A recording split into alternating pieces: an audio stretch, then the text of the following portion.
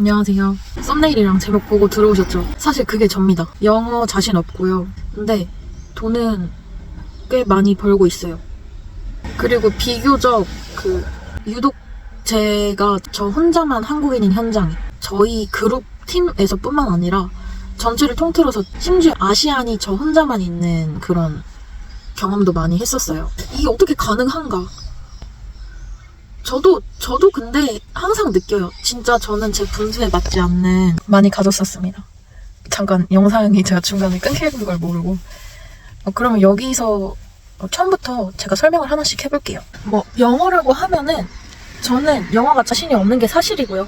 그리고 객관적으로 봐도 영어 실력이 좋지는 않아요. 영어에 관한 동영상은 많이 올리지 않았는데 그 첫 번째 영어 못해도 솔라팜 갈 수 있습니다 영상이랑 두 번째 남자친구 공개 영상이 있어요. 그 두 영상으로만 제가 영어를 다뤘었고, 왜 그러냐면 전 좀 창피해요. 그래서 그랬던 건데, 제 영어 실력에 대해서 좀 남들도 알 수 있을 만하게 제가 한번 평균을 매겨본다면은 저는 그냥 워홀러들 사이에서 중간쯤 정도 된다고 항상 얘기를 해요.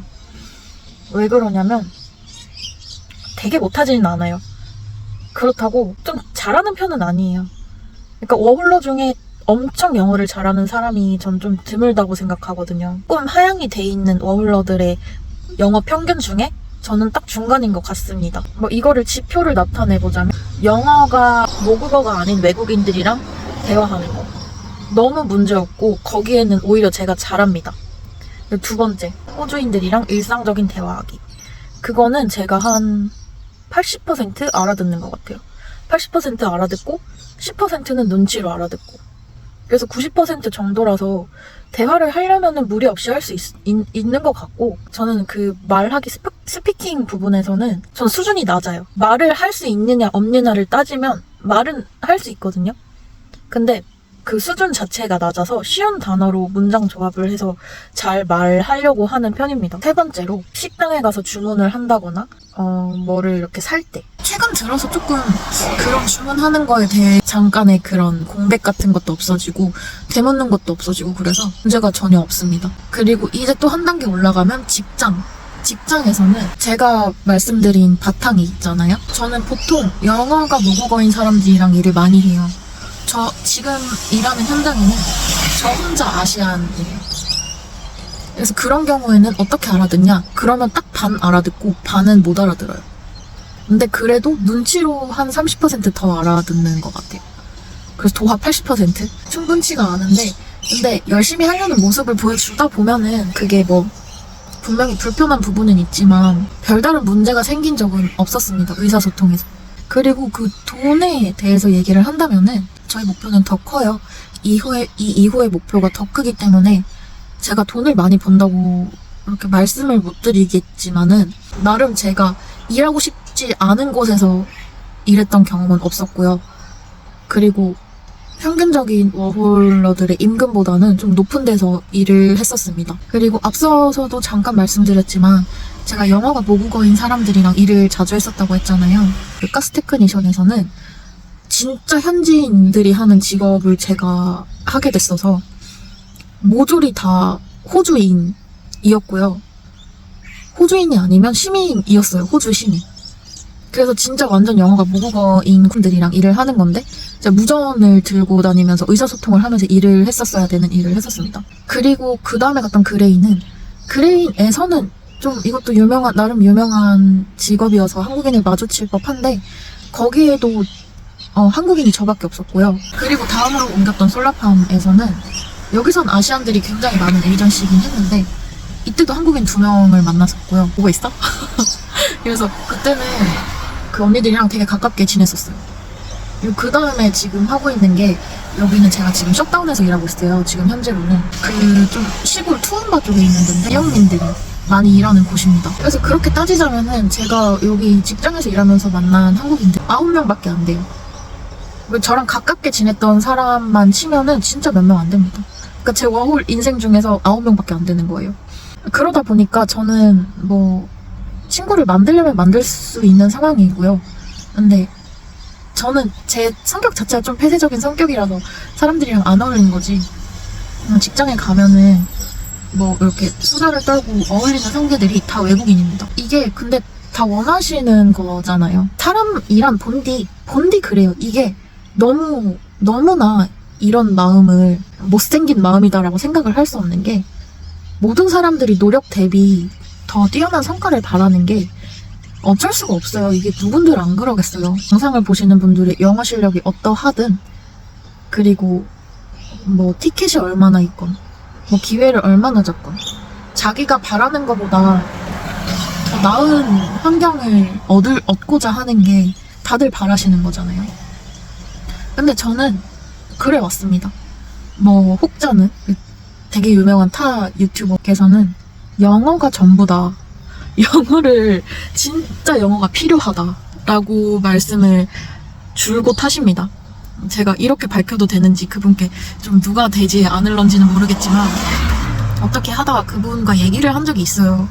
뭐 직접 면대면으로 한 건 아니지만 영어에 관해서 얘기를 한 적이 있는데, 얘기를 한 후에도 그분의 의견에 변함이 없고 저도 제 의견에 변함이 없습니다. 영어를 쓰는 국가에서 기회를 얻고 싶으면 영어를 무조건 잘해야 된다 라는 게 그분의 의견이고요. 제 의견은 저랑 같은 상황일 때를 전제에 두고 워홀 와서 돈만 벌고 싶다 라고 했을 때 영어를 굳이 잘하지 않아도 상관이 없다는 거예요.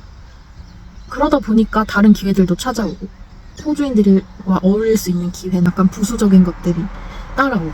내가 그렇게 해온 장본인인데 저는 그렇게 말할 수 있다고 봐요. 저는 그분의 말 동의를 할 수 없다기보다 인정은 해요.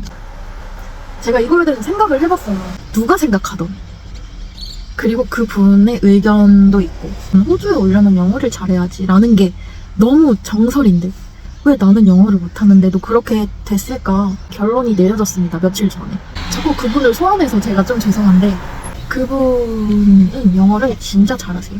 그리고 그 영어가 그분의 강점입니다. 무기예요, 무기. 근데 여러분, 가장 얻기 쉽고 가장 강력한 무기가 영어인 거는 저도 인정을 해요. 근데 그거 말고도 자기가 다른 강점을 하나라도 가지고 있으면 됩니다. 저 같은 경우에는 앞선 영상에서 계속 말씀드렸다시피 좀 주식에 대한 노하우나 이력서 작성이나, 그리고 인터뷰를 잘하는 그 방법은 인상이 좀 좋다는 소리를 한국에서부터 많이 들어서, 저는 한국에서부터도 면접을 잘 봤어요.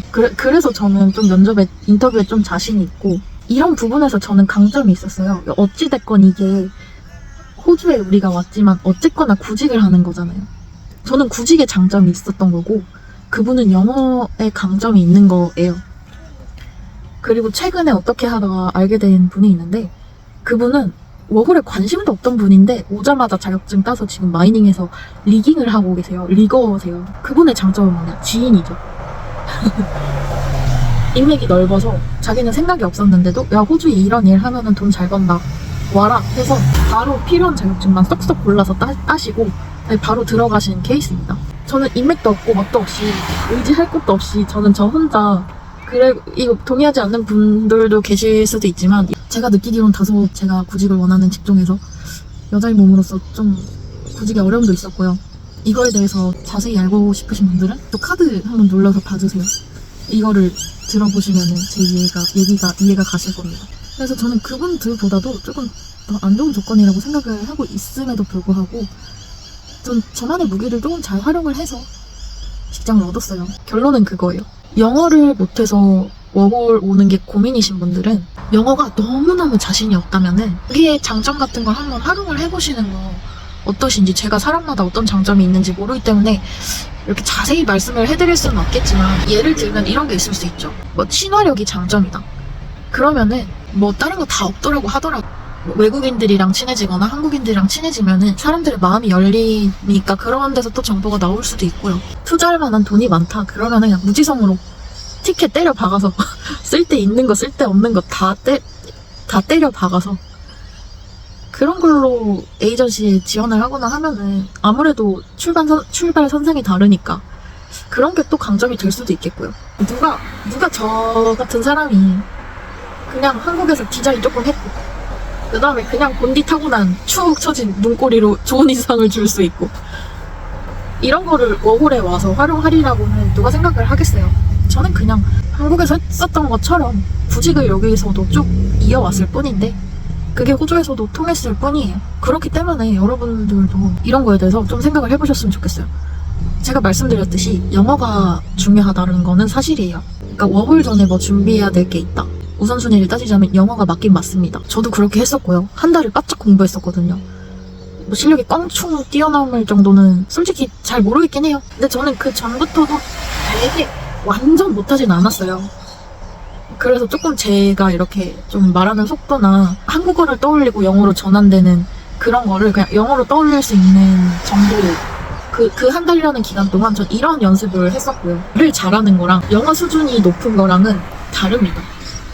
저는 말은 할 수 있어요. 속도가 빠르게 말할 수 있다. 그리고 영어 발음이 좀 괜찮다.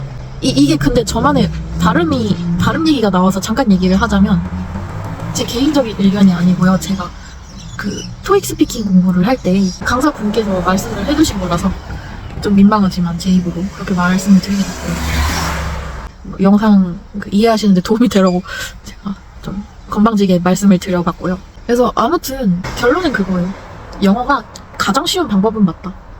왜냐면 이건 공부로 되는 일이거든요. 자기가 무에서 유를 창조할 수 있는 거예요. 영어가 모자르다면 공부를 해서 영어 실력을 키울 수 있는 건데, 근데 공부가 너무 싫으신 분들, 저 같은 분들은 다른 걸로 때울 수 있을 만한 사람마다의 각자의 재능이 하나씩 있을 거다라고 저는 생각합니다. 저는 지금 차에서 잘 계획이고요. 금요일 밤, 토요일 밤만 자고 사이트로 들어가서 거기 있는 숙소에서 잡니다. 그래서 이틀이 남아서 그냥 이틀은 차에서 지내고 있어요. 날씨 호주에 계신 분들 환절기인데 감기 조심하시고요. 혹시 한국에 계신 분들은 제 얘기를 한 번 더 생각을 해보시고 재차 말씀드리지만 한국에 오기 전에 준비해야 될 게 있냐고 하면은 솔직히 다 필요 없고 영어가 맞긴 합니다. 영어가 맞긴 맞습니다. 혹시 뭐 이런 거에 대해서 궁금한 게 계시다면은 그리고 좀 조언을 얻고 싶다고 하시면은 댓글을 달아주시면 제가 한번 생각해보고 답변을 달아드리겠습니다. 오늘도 시청해주셔서 감사드리고요. 다음에 또 다른 영상으로 찾아오겠습니다. 안녕.